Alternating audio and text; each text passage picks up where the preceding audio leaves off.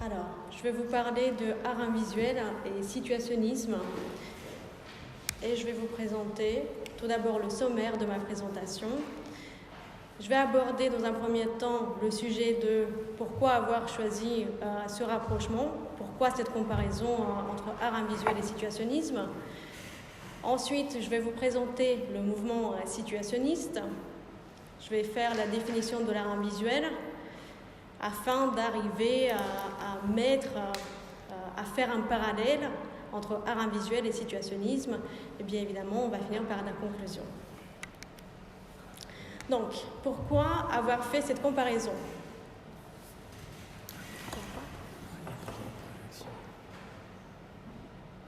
Non, c'est HDMI.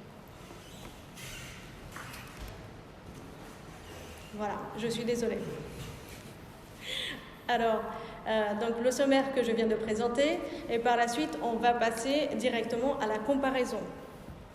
Pourquoi j'ai fait ce rapprochement ? Le choix de rapprocher l'art visuel du situationnisme se justifie par la demande du public lors du lancement de l'ouvrage au Palais de Tokyo en novembre 2021. Et c'était une question assez récurrente qui m'a été posée ultérieurement même lors des interviews.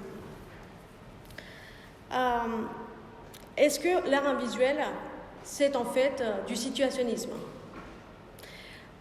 Ou en d'autres termes, je pense que la question du public, c'était tout simplement, si on rejette tous les euphémismes possibles, c'était de se demander est-ce que l'art visuel n'est pas finalement une forme de fraude, n'est pas finalement l'ersatz du mouvement situationniste, mais qu'on appelle différemment et qui essaie de s'imposer en tant que pratique artistique novatrice et complètement originale.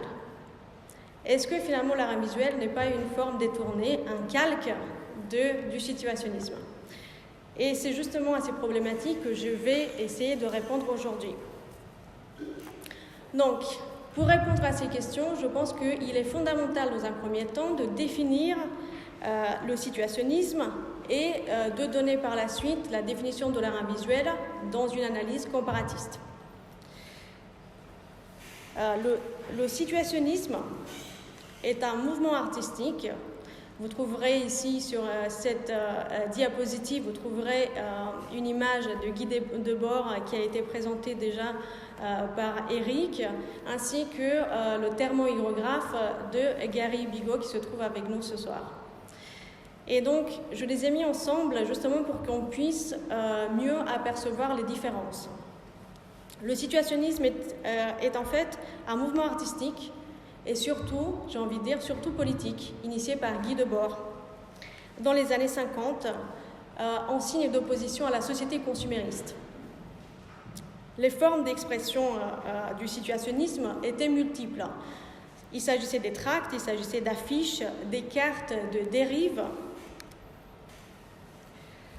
La dérive représentant tout simplement une balade au milieu urbain pour s'approprier, pour retrouver la sensibilité et l'émotion de l'architecture urbaine.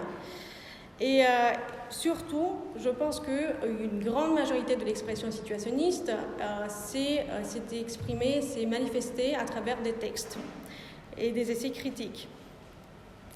Malgré la portée philosophique et politique du mouvement, le situationnisme demeure dans son essence, en dépit de du côté artistique, demeure intrinsèquement politique. Il doit éclairer le monde, il doit changer le monde et il doit changer les perceptions des humains. Il doit provoquer une révolution.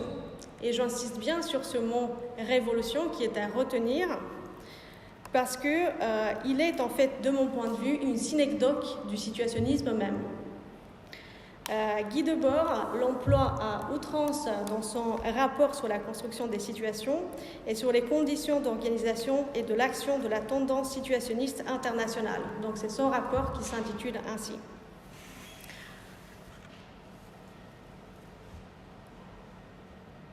Pour que vous compreniez l'importance du mot révolution, de l'instance de la révolution, chez Guy Debord, je vais vous montrer Merci. Je me suis amusée aujourd'hui à surligner en fait toutes les occurrences du mot révolution et révolutionnaire dans le rapport sur la construction des situations de Guy Debord. Donc je ne sais pas si c'est très visible. Ouais, bon, là, ça c'est. Oui. Ouais, là, c'est Non mais de toute façon on verra, tout sera en. Donc tout ce qui est du jaune surligné, c'est révolution. Sur une seule page, le mot apparaît une dizaine de fois. Et donc il n'y a pas de page où le mot révolution n'apparaît pas. Bon là, ça s'est bloqué, non, je pense que c'est la fin. Je l'avais imprimé, mais malheureusement, mon imprimante n'a pas pu surprendre tout, et puis vous n'allez pas tout voir. Mais il s'agissait tout simplement d'avoir la vue d'ensemble de ce rapport. Parce que j'avais trouvé des critiques comme quoi il ne s'agissait pas d'un mouvement purement politique, qu'il s'agissait surtout d'un mouvement artistique. Mais lorsqu'on voit le mot révolution apparaître une cinquantaine de fois dans le même rapport, un rapport qui fait une dizaine de pages, je pense qu'on peut arriver à la conclusion qu'il s'agit surtout de politique. Dans son écriture, dans son récit, Guy Debord établit un rapport direct avec le lecteur, un rapport qui est performatif, qui pousse presque à l'action immédiate et impérative le lecteur. Et il incite à la révolte et à la révolution en disant, je cite, « Nous pensons d'abord qu'il faut changer le monde. Nous voulons le changement le plus libérateur de la société et de la vie où nous nous trouvons enfermés. Nous savons que ce changement est possible par des actions appropriées. » Il dit un peu plus loin, « Les problèmes de la création culturelle ne peuvent plus être résolus qu'en relation avec une nouvelle avancée de la révolution mondiale. »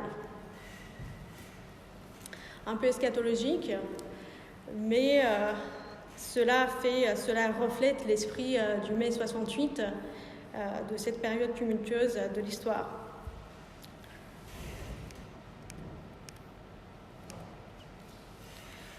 Pour plus de détails concernant le contexte et l'attitude des autres membres du mouvement situationniste, le philosophe Patrick Marcolini explique dans son ouvrage intitulé « Le style de la négation, Guy Debord, les situationnismes et la littérature », il dit les choses suivantes. Et Raoul Vaneigem proposera d'apposer sur les murs des villes quelques graffitis, mots de refus ou gestes interdits gravés à la hâte, qui soient des signes de reconnaissance contestant les formes urbanistiques du conditionnement, tandis que la revue de l'Internationale situationniste exhibera la photographie d'une voiture entièrement recouverte d'inscriptions à la gloire de la révolution algérienne, illustrant de manière ironique une déclaration de Roland Barthes sur le degré zéro de l'écriture. À la veille de mai 68, enfin, René Viennet proposera de détourner au moyen de phylactères toutes les affiches publicitaires, en particulier celles des couloirs du métro, qui constituent de remarquables séquences. Donc, tout cela pour dire, en fait, pour faire l'introduction et donner une définition plus ample au mouvement situationniste. Par cette brève introduction historique que je vais développer par la suite dans les actes de colloque, j'arrive à la définition de l'art invisuel, qui a été perçu à tort comme un mouvement artistique analogue au situationnisme. La première erreur du public, ça a été de parler de mouvement artistique, parce que l'art invisuel n'est pas un mouvement artistique. C'est un pan de l'histoire de l'art, c'est une catégorie de l'art qui ne peut être comparée que par opposition à l'art visuel, et non pas par opposition à un mouvement artistique en particulier. Il y a effectivement au sein de l'art invisuel des pratiques qui renvoient au situationnisme, mais ce que nous n'avons pas observé est que ces pratiques ne cherchent pas la dénonciation philosophique ou politique, elles contribuent au changement. Qu'est-ce que je veux dire par le fait qu'elles contribuent au changement ? C'est que Bernard Delville, en 2004, ne s'est pas contenté d'agir par le discours, mais il a installé des éoliennes en Belgique. C'est la première image que vous voyez, les éoliennes à Finevaux en Belgique en 2004, pour sensibiliser la jeunesse à l'urgence climatique. Donc ça, c'est une action directe qu'il a fait. Alexandre Gurita, ici présent, ne s'est pas contenté à critiquer l'institution, mais il a capté la Biennale de Paris pour produire une rupture dans le monde de l'institution. Je n'ai cité que 2 exemples. Le livre, il en cite de multiples exemples, et je vais vous en donner plusieurs, peut-être dans les actes de colloque, parce qu'à chaque fois, je découvre des artistes, des praticiens de l'art visuel qui sont extraordinaires, qui sont merveilleux, et on va présenter tout à l'heure une artiste en particulier qui m'a interpellée récemment. Et à chaque fois, ces exemples de l'art visuel montrent de manière viable et concrète des projets qui se mettent en place, qui se réalisent et qui ne font pas juste, qui ne tiennent pas seulement un discours politique. Tout cela pour dire que l'art visuel n'est au final pas l'écran du mai 68. D'ailleurs, pour certains d'entre nous, mai 68 n'est qu'une anecdote historique. Pour moi, personnellement, je suis née en 89. Je n'ai pas conscience de ce que ça a représenté réellement mai 68. Donc, je pense que pour certaines générations, nous en avons entendu parler, mais nous n'avons pas fait d'expérience. Parler, ramener le situationnisme de l'art visuel dans un présent qui nous est propre et qui nous appartient, c'est tout simplement une forme d'anachronisme. Ce qui nous touche, non seulement qui me touche moi personnellement, mais je pense qu'encore les générations plus jeunes qui sont encore plus impactées par cette urgence d'agir, l'urgence climatique, l'urgence politique, il y a beaucoup d'urgences qui nous submergent soudainement. Et c'est justement dans cette subtilité, dans la subtilité d'agir dans le temps présent, dans notre temps, que l'art visuel se distancie du situationnisme et se crée et se forge une identité propre. Est-ce que le rapprochement était pertinent? Est-ce que, lorsqu'on m'a posé la question à plusieurs reprises de démontrer que le situationnisme et l'art visuel sont 2 choses distinctes, est-ce que ce choix était pertinent? Je pense que oui. Je pense qu'il y a indubitablement chez certains praticiens de l'art visuel des réminiscences des actions situationnistes.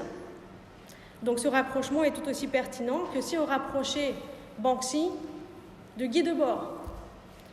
Parce que l'histoire, elle est linéaire et le passé reste infailliblement dans la synergie du présent. Donc je pense qu'il y a du situationnisme dans les graffitis de Banksy, comme il y a du situationnisme dans certaines pratiques de certains artistes visuels. Mais ce n'est pas pour autant qu'on peut substituer à art visuel au situationnisme ou inversement. Pour conclure, je vais vous proposer un nouvel axe de réflexion qui est un peu différent. Et je vais me référer à la nouvelle de Louise Borges intitulée Pierre Ménard, auteur du Quichotte. Et ce que Louise Borges fait, c'est la narration d'un personnage imaginaire nommé Pierre Ménard, qui réécrit à l'identique le premier livre du Don Quichotte de Cervantes du XVIe siècle. Sauf qu'il écrit, donc Pierre Ménard, c'est un écrivain imaginaire du XXe siècle, mais il réécrit à l'identique cet ouvrage en l'espagnol du XIXe siècle. Donc il y a toute une approche transversale. Et il transfère à son écriture un bagage culturel et intellectuel que Cervantes ne pouvait pas en avoir, car cette culture lui succédait. Pour cette raison, cette réécriture identique du roman est supérieure à l'original. Donc l'auteur, Louise Borges, arrive à la conclusion que cette écriture, étant donné qu'elle a un bagage culturel et intellectuel supplémentaire, elle est par définition, elle est par nature supérieure. Tout cela pour dire que nous pouvons ainsi rapprocher certaines pratiques de l'art visuel de certaines pratiques du situationnisme, mais que ces pratiques seront toujours séparées par l'espace-temps qui leur est propre. Il va de soi que chacune de ces pratiques est issue d'un contexte unique, et même si certaines pratiques visuelles se reposent sur certaines pratiques situationnistes, l'art visuel ne peut qu'apporter une interprétation différente qui résonne chez le public de son temps, en accord avec son temps d'arrivée, qui est bien évidemment le présent. Je Je vous remercie pour votre attention.